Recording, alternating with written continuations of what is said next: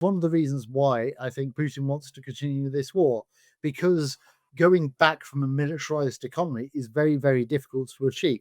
Because it will, if you recede on the militarization of the economy, the factories, the mass production of weapons, all these sorts of things, and go back to try and recreate a what is now moribund civil economy, it can create a huge crash. And so he would want to maintain that militarized economy, and so he needs to maintain some form of war. So it's a very difficult situation that the Kremlin has put itself in regards to the economy. Hello and welcome to Frontline for Times Radio with me, Kate Chabot. And this time we are joined by a lecturer and assistant professor in Russian and post-Soviet politics at the University of Bath, Dr. Stephen Hall. Good to see you, Stephen. Welcome back to Frontline. It's great to see you again. It's 4 weeks now since President Zelensky agreed to the first immediate ceasefire proposal, and the proverbial ball was firmly put in Putin's court. So firmly, it's gone absolutely nowhere. Can you walk us through how you see the way Putin and his team have been handling negotiations, the tactics and the motives, as it were? Well, I wouldn't necessarily say that the ball remains in Putin's side of the court. In fact, the Kremlin has been quite clear that every time the ball comes over to them, they hit it back, asking for yet more concessions. Most recently, of course, with the Black Sea deal that seemed to be agreed upon. And then the Russians said, "Oh, by the way, we also need to, some banks need to be unsanctioned. They need access to SWIFT, and there's a few other things that we need to have done, and then we can agree to the Black Sea Black Sea deal with free trade and various other things." So certainly, the Kremlin is very good at hitting the ball back and then trying to get, I think, Donald Trump to then coerce the Ukrainians into yet another concession, and then to send it back to the Kremlin, who invariably will hit it straight back again to Washington, and the whole sort of process continues.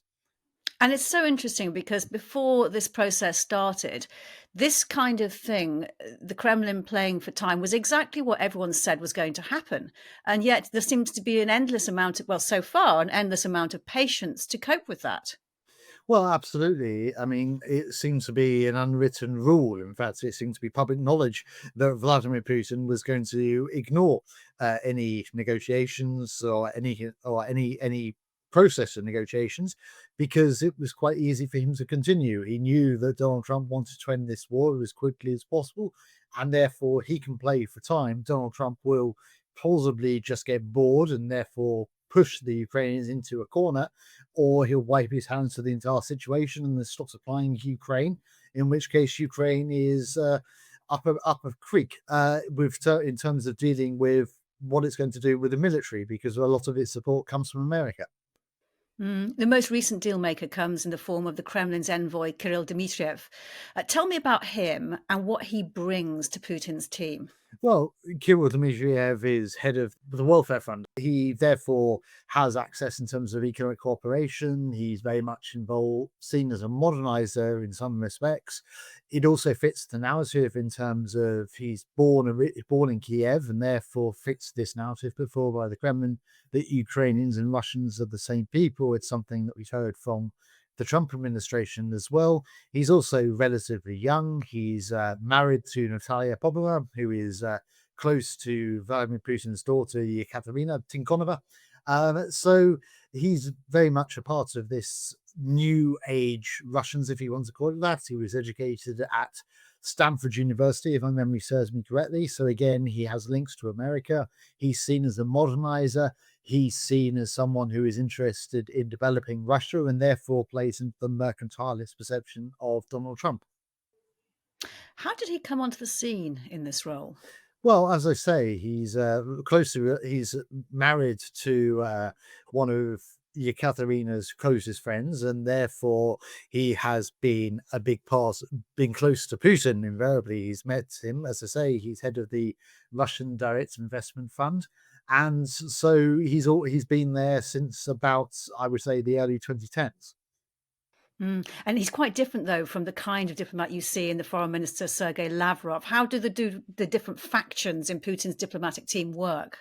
Well, absolutely, he's very different. I mean, Lavrov has been foreign minister since 2004, which 21 years now, and is, I believe, in his late 70s now. So they're very different. They're very different people. Having so, what happens is, from my understanding, Putin, because he isn't necessarily too worried about negotiations, or he's having negotiations for negotiation's sake, he doesn't want peace, is bringing in different factions, different people to negotiate with the Americans and see what concessions each side, Lavrov and Dmitriev and others are able to get from the Americans that he can then leverage in the Kremlin, extending those negotiations or getting further concessions.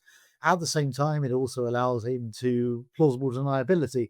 Should, let's say, Dmitriev overextend himself by agreeing to an oil or gas deal in the Arctic with the Americans, and then Nikolai Patrushev, famous Silovik, tells Putin that this is something that shouldn't happen, the Americans shouldn't have access to Russian natural resources, Putin can then say, well, I never agreed to this. Dmitriev has overstepped his mark, and therefore he will be removed from the negotiations. It's also a way to divide and conquer, and that's something that Putin has done for a very long time.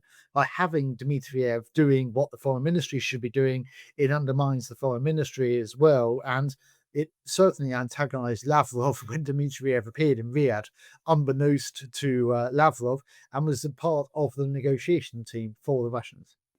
What happened in that situation? Well, Lavrov apparently told Dmitriev to leave. He was queried why he was sitting in a chair before the Russian delegation had moved in. Dmitriev apparently told him that he was being told to come by Vladimir Putin. Lavrov rang someone in Moscow, it seems, and a few minutes later came back looking like he'd swallowed a wasp. So, in terms of what, I think, again, doesn't fit into Lavrov's idea that he is the foreign minister, he is the one in charge of the negotiations. It's divide and conquer by the Kremlin. For Kirill Dmitriev's trip to Washington, a huge concession had to be made, the lifting of sanctions, personal sanctions against him to travel. He repaid in bucket loads in terms of an overt charm offensive, praising Trump of single-handedly averting World War III. He talked of working together in the Arctic, against terrorism together, on rare minerals, even with Elon Musk in space. I mean, what was his mission exactly? Well, as I say, I think his mission was to try and convince Trump that Russia can provide an awful lot more in terms of natural resources, working with Elon Musk in space, although who knows how long Musk is going to last in the Trump administration. So it was certainly putting out the idea that America needs Russia, that Russia can support America. It plays into this mercantilist aspect as well. I'm sure the Russians have also been saying we can help solve the Israel-Palestine conflict, we can help solve North Korea, we can help solve Iran, you just need us on side. It also undermines Ukraine because Ukraine doesn't have the same level of natural resources as Russia, and therefore by allowing America access to Russia's natural resources, why would Trump then want to invest in Ukraine to get a worse deal, effectively? The man, as we know, the man is all about deals and about cards, and Ukraine doesn't have necessarily the best cards, at least in the perception of the Kremlin. Do you think that any of this would be enough to seduce Trump into letting Putin off with a ceasefire in Ukraine, free of any serious concessions by Russia? I would like to think not, but then who knows which Donald Trump is going to appear during any day. It seems that Donald Trump is on a far stronger mission in Trump 2.0 than he was when he was the president last time. And he seems to be willing to allow Putin to spin a yarn that, yes, he wants peace, but there need to be concessions, and that Ukraine is just a sideshow because Russia and America can, as great powers, sit down and redraw the map of the world. They can solve all the crises, and Ukraine is irrelevant. It is in Russia's sphere of influence, and therefore should be kept as such. So I think that if Putin is able to be seen to be giving concessions to Trump for, let's say, natural resources or for solving Iran, then there's every possibility that Donald Trump may let him off the hook, as it were, in regards to Ukraine. So trade concessions, but nothing to do with the war. Well, possibly, yes. I don't think that at the moment either side, and I include Ukraine in this, is really looking to end this war. Ukraine, I think, is clearer in terms of its want of negotiations. That isn't the case for Putin. He would like to see some sort of regime change, or at least something controlled in terms of Zelensky being removed from power. He would like to have the so-called Russian part of Ukraine in Russia. In Russia and Ukraine in Russia's sphere of influence. So neutrality, denazification, demilitarization, all these old satraps that have come back since for the last 3 years. So yes, I think that certainly Putin is trying to say that Ukraine is not as important as Donald Trump may believe it is, and that in order to do a greater deal, Ukraine can be left isolated. And those maximalist aims that you just outlined that Putin has, how much progress does he make on that in the time that he is stalling for right now? Well, there's a possibility that we're seeing a Russian offensive. Though whether that's the case or not, there certainly are claims that the Russian offensive will be coming in the spring. They are 6 kilometers, if my memory serves me correctly, from Dnipropetrovsk Oblast. So they'll be able to take, if they do manage that, the whole of the Donetsk Oblast. And if they encroach into Dnipropetrovsk, then, as we've seen in the past, facts on the ground matter to the Kremlin. We may see that they claim Dnipropetrovsk. If they advance in Sumy, they may also do the same, and also in Kharkiv. So it certainly is important. I think Vladimir Putin doesn't want negotiations. He believes he's winning this war, and then America is going to eventually get tired because Donald Trump has put himself into a trap by saying he can solve the war in a day, 100 days, 1 week, depending on which narrative or message he's been portraying on that week. And if the negotiations do collapse and the war continues, how will Kremlin insiders judge Putin? Well, in terms of Kremlin insiders, that is a difficult thing to say. If the if Russia is pushed back, if Ukraine is able to push Russia back to its 2022 borders before the war began, then that may lead to the Russian elites deciding that this was not really a war worth fighting, and it's led to an estimated 800,000 casualties on the Russian side, perhaps even more.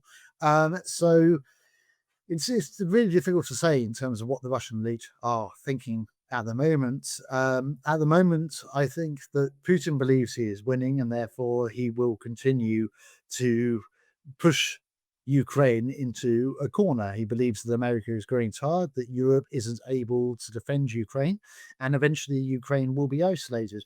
He said repeatedly that yes, it is painful at the moment, but the reward will be worth it. That reward means Ukrainian capitulation and Russian suzerainty over Kiev.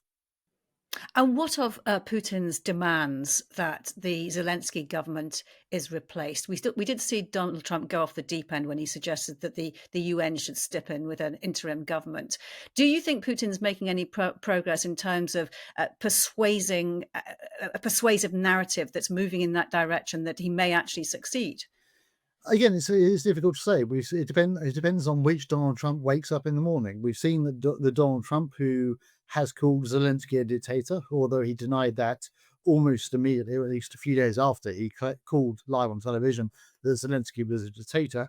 The interim government put forward by Russia in regards to the UN interim government of Ukraine, he was very vociferous about. But Americans like to have a clear narrative, and it does come into the good versus bad idea of democracy and elections. Elections are good because it brings democracy and Democrats, and autocrats don't have elections and therefore they're bad. Whilst the 2024 election in Russia was anything but an election, it was simply the appointment yet again of the Tsar. It is in the narrative an election, whereas Zelensky is technically unelected because Ukraine, he's gone past his presidential term there, but because of martial law, they can't rightly, constitutionally, have elections. So again, it's in a narrative of good versus bad. It's particularly American, I would say, and so eventually we may well see that Zelensky. One of the things that has to happen after the negotiations of peace happens is that Ukraine will hold presidential elections. The Russian economy has been distorted by the war, interest rates held high to hold inflation down, and money ploughed into the defence sector at the expense of the civil sector. How much longer do you think this can go on? Well, I believe that it's hard to say. I mean, there has been a cottage industry about the imminent Russian economic collapse since 2022. Sanctions have played a role. They have certainly hurt the Russian economy. Russia has moved, as you said, towards a more militarized economy to the detriment of the civil sector. And the civil sector is basically a zombie at the moment. It is difficult in terms of how long the militarized economy can keep the entire economy afloat. Inflation is high. The key interest rate is 21% and possibly likely to rise again. So it is a difficult situation, but I think that at the current climate, we're probably not going to see much of a change until the end of 2025. And it's one of the reasons why I think Putin wants to continue this war, because going back from a militarized economy is very, very difficult to achieve, because it will, if you take away, if you recede on the militarization of the economy, the factories, the mass production of weapons, all these sorts of things, and go back to try and recreate a what is now moribund civil economy, it can create a huge crash. And so he would want to maintain that militarized economy, and so he needs to maintain some form of war.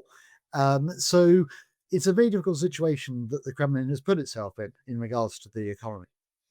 And Putin has called up 160,000 new conscripts. Last week, he announced this. Troops won't go to Ukraine, but will Putin have to mobilize even more troops for his invasion should he not get a ceasefire? And what impact could that have?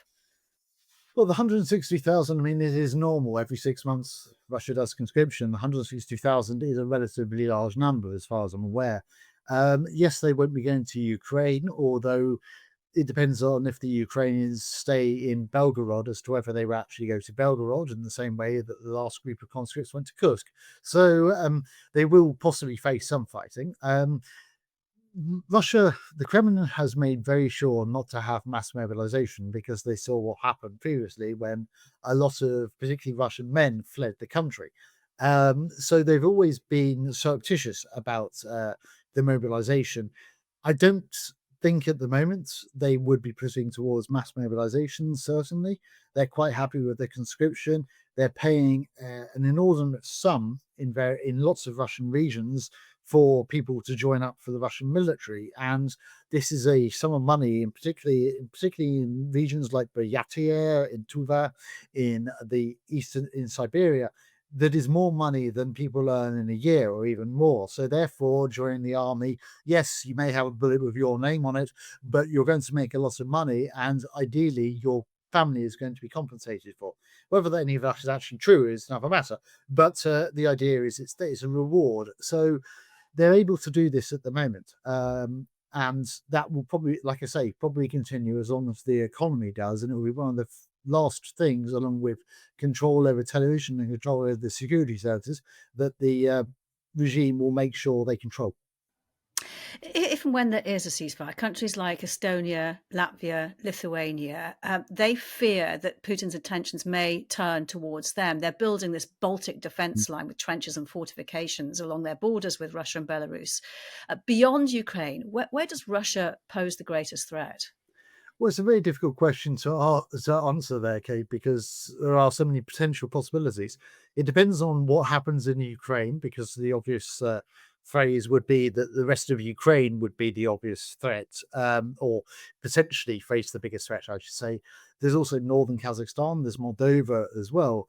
We're seeing what is classified as a hybrid war, for want of a better term, in terms of what's happening in the West. We've seen that there have been bombings or planes that have been carrying bombs, apparently from postal offices. We've seen assassination attempts and the burning of various arms depots as well across Europe during this war. So Russia is engaging in a hybrid war, and pipelines and various other connections in the Baltic Sea, especially, have also been damaged. The Baltics will obviously feel threatened. They have a history of being part of the Soviet Union. We've seen that one of the things that happened on the 21st December of 2021, way back when, before this war began, the Russians gave the Americans a document that said we want you to return to NATO's 1997 borders, which means the Baltics are now in a sphere of influence of Russia. This document reappeared again after the first meeting, apparently, between the Russians and the Americans at Riyadh this year. So it certainly is something that I think the Baltics are understandably worried about. On the other hand, Putin doesn't need to actually send tanks into Tallinn or Riga or Vilnius. He just needs to show that Article 5 doesn't actually operate, that NATO won't defend itself. And he's seen what has happened in terms of when the West is faced with the narrative that he's protecting Russians, when the West is faced with a nuclear blackmail threat, it has blinked on a number of occasions. Potentially, there is nothing to stop him, and well, there is obviously the Estonian armed forces, but potentially there is nothing to stop him from sending little green men, as we saw in Crimea in 2014, into Narva region, in order claiming that Russians are protecting ethnic Russians in Estonia from the fascist regime in Tallinn, and that if the West reacts, it is existential to Russia because it believes it is protecting Russians, and therefore they will act, whatever that action means. So that would, if it maybe not be a plausible scenario, but it would certainly be detrimental to Article 5 from NATO. It's likely that some countries west of Warsaw, Spain, Italy, Portugal, to name Germany, Austria, to name the five, would decide not to get involved or do what Article 5 actually says, which is do what they can, which could just be sending a telegram to Moscow saying, don't do that. And then they can claim we've done enough, especially Donald Trump in America. So that would mean the breakup of NATO, effectively. So there are many possibilities as to where he's going here. So are you saying then that a successful testing of Article 5, the whole collective defense premise by Russia, would be catastrophic for NATO? I think if Russia was to show that Article 5 is just a article on a document that NATO isn't going to defend itself, then yes, it is cataclysmic, I would argue, for NATO. Because if it shows to member states that they are not going to be defended by a country with nuclear arms, then this is going to be a major problem for the survival of NATO, and we'd be looking at either the creation of a new collective security organization or other states deciding, well, really, we have to get nuclear weapons, which has been some rhetoric recently. So, yes, it would be, I would say, a disaster. Russia's foreign ministry spokeswoman, Maria Zakharova, has tried to dismiss the threat posed by Russia, even after the end of the Ukrainian conflict, and when that happens, and accused NATO of pouring oil onto the fire over its plans to increase defence spending. Who's she saying that for, and why? Well, I think she's highlighting to audiences in the West that those who believe that NATO is an offensive organization, the so-called Russian idiots, useful idiots. So I think those are the audiences she's trying to get to, and the idea that the West perhaps should row back in terms of its military spending. It should spend things on other things. We've seen that from Russian narratives as well, that why waste all this money on the military when Russia isn't ever going to attack? You could spend it on the NHS, you could spend it on the schools, on the universities, what have you. So, that's certainly, I think, what the narrative is always going to be about. And that if NATO does continue to spend money on its military, then Russia will have to act as well, and the whole vicious cycle starts again. So I think these are the audiences and the narrative that she's trying to portray. And meanwhile, the US and Russian delegations are in Turkey. They're talking on normalizing diplomatic relations, not overarching bilateral relations between the two. That won't be on the agenda until after the war in Ukraine ends, I assume. What effect can the normalization of diplomatic relations have? Well, it can have the effect in terms of both sides start speaking to one another again. That especially if it leads to Russians being able to fly to America, it makes the relationship that much easier in terms of being able to find out what the other side is thinking at the very least. It can also be helpful, depends perhaps on having a slightly different American administration, that you're able to talk to the Russians to find out how supportive they are of the war, also to find out where the Russian Foreign Affairs Ministry and also the Kremlin presidential administration, what they're thinking about in terms of other aspects as well.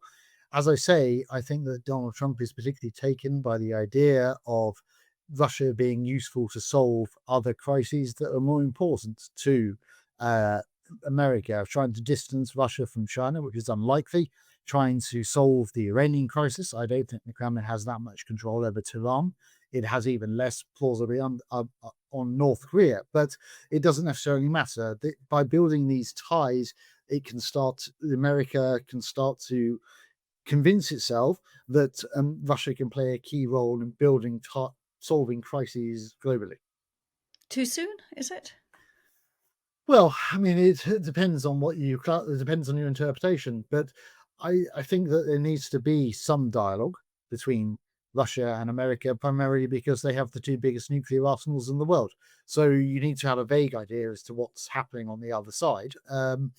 There has been talk, even under Joe Biden, there were people, sorry, Americans in the former administrations who went to Moscow or were meeting with members in former Kremlin administrations in various parts of the world to at least continue that dialogue. So it is important up to a point, but I will reiterate that in regards to Ukraine, it needs to obviously involve Europe and it needs to involve Ukraine if it comes to negotiations. Gone are the days, hopefully, when great powers can sit down and decide the fate of lesser powers. I mean, we're back to 1938 if that was the case. Um, as a sign of thawing relations, it's been cited that this prisoner swap, a Russian from a Russian prison, the release of ballerina Ksenia Karelina, reportedly in return for Arthur Petrov, who's Mm. this dual German-Russian citizen, that is said to be a sign, or reported as being a sign, of the thawing of relations. I mean, is that going too far? That's certainly been the case previously. I wouldn't necessarily. I think that this high, it's difficult to read the thawing of relations from this. The Kremlin has taken effectively hostages. I mean, Xenia had paid allegedly $51 to a Ukrainian charity, or a charity that was involved in Ukraine. The FSB claimed that it was buying weapons for the Ukrainian army, which seems to be quite false. But anyway, so I wouldn't necessarily say it's a thawing of relations. I think that Donald Trump will try and highlight that it is a thawing of relations, that he could achieve these things with Vladimir Putin because he's best friends with him. I don't think the Kremlin sees it that way. The bromance is very one-sided in regards to Trump and Putin, and I'm sure that the Russians already have other American prisoners that they will keep in jail in order for another prisoner exchange to happen later on, and to highlight to Donald Trump at least that they are willing for a ceasefire, they are willing to negotiate and all of these sorts of things, but other things need to happen first. And I'm sure we would hear the narrative coming out of the Kremlin that we don't just talk about Ukraine, we need to talk about the reasons why this war started, which is NATO expansion, according to the Kremlin. We need to talk about Iran, we need to talk about North Korea, other global issues, and Ukraine is just a sideshow to all of this. So yes, it's another way to spin out the negotiations, to spin out the talk that Russia wants peace, and all this, to put a no finer point on it, claptrap. Mm.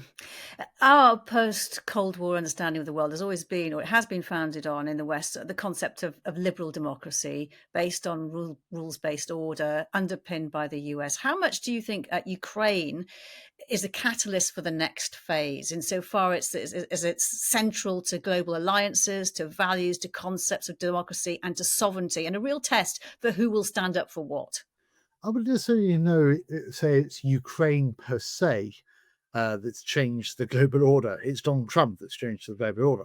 Ukraine certainly is an important aspect because it highlights yet again that under Putin, Russia is prepared to destroy the international order by which we as Westerners have, whether rightly or wrongly, benefited. And so it highlights yet again that this current Kremlin is willing to destroy norms and values by which we live. So for us, it is existential. It is Donald Trump, I would argue, that having come to power in January 2025, that has upended the transatlantic security architecture and has left liberalism, I think, wait on the wayside. The Trump is going back towards the American shores, isolationist, closing the drawbridge, those sorts of things. It's back to 19th century realism to an extent for Trump in terms of the isolationism, for Vladimir Putin in terms of spheres of influence and great powers solve the world. Liberalism is, I wouldn't say is dead, of course not, but it's certainly on the ropes if this were a boxing match. And so it's important for Europe, especially, to stop navel gazing, as it's been doing for over a decade, and to very quickly realize that this is an existential crisis to its voters. Yes, of course, there are other problems. In Britain, you have the need to fund the NHS and various other things. I'm sure in other European countries, you have the same. And in America, of course, understandably, there are other issues as well. But this war between Russia and Ukraine, if Ukraine loses, it is going to affect and destroy the international order by which we as Westerners have benefited. So it is far more existential than we really understand. And I would say this is one of the reasons why Ukraine should win this war or be able to negotiate from a position of strength. Is one of the problems that Joe Biden had by coming out with that horrible, horrible phrase of "we will support Ukraine for as long as it takes." That was never the correct phrase. It should have been "we will support Ukraine to win this war as quickly as possible." I want to ask you one last question, just from a personal, professional point of view. For someone who's made a career, whose career is about post-Soviet politics and Russia, what interests you most about modern day Russia?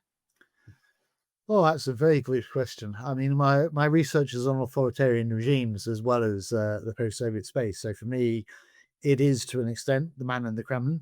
Um, I can't imagine my world without Vladimir Putin, which sounds horrible. But you know, understanding Russia remains important. Russia isn't going to go away. The idea that we should aim towards the breakup of Russia, that doesn't get Russian, that won't work. One, it's incredibly dangerous because you end up with a nuclear tipped Yugoslavia on steroids, most likely. And two, if you want to change Russia, you need to get Russian people on side. Talking about the breakup of Russia is going to be detrimental to achieving that. Now, I don't like to think I'm so naive to say that democracy is going to happen tomorrow in Russia, but certainly a more palatable Russia is possible within my lifetime. I'd like to think so. But one of the first things that needs to happen in regards to that is that Ukraine is able to negotiate from a position of strength at the very least. It should have been that Ukraine wins this war and pushes Russia back to its starting point in 2022, ideally to 2014, and in an ideal world, back to 1991. But it's not going to be there. I still maintain that for Russians, the perception remains that Ukraine and Russia are closely tied. Ukraine is Russia's little brother. Now, this is appalling in terms of talking about this, but it remains this perception in Russia that Russians and Ukrainians are close.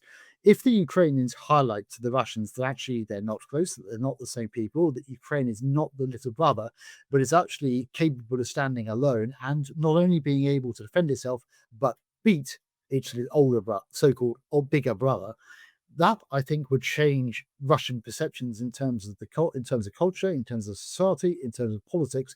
It would also undermine this idea that Russia is a great power. Now that may be true, but it's a slightly realist version of great power politics. I mean, and it would also undermine the idea that Russia, the empire syndrome, that has been a very big part of Russian political thinking, and to a lesser extent, same for Britain back in the post-colonial period as well. The idea of Great Britain still remains. So being able to break that narrative, I think, would radically reshape Russian politics and Russian society. But we're not there yet, sadly. And so it's important to maintain an interest in the study of Russia because, as I say, Russia is not going anywhere. And sadly, Vladimir Putin is likely to remain president until at least 2036 or until the Grim Reaper gets to him first, whichever one is sooner. But we'll have to wait and see on that one. Dr. Stephen Hall, great to speak to you. Thank you for your time. Thank you. You've been watching Frontline for Times Radio. If you'd like to know more about the war in Ukraine, you can subscribe and sign up for a membership. You can also get more analysis by listening to Times Radio or read thetimes.com. But for now, thank you for watching. Bye-bye.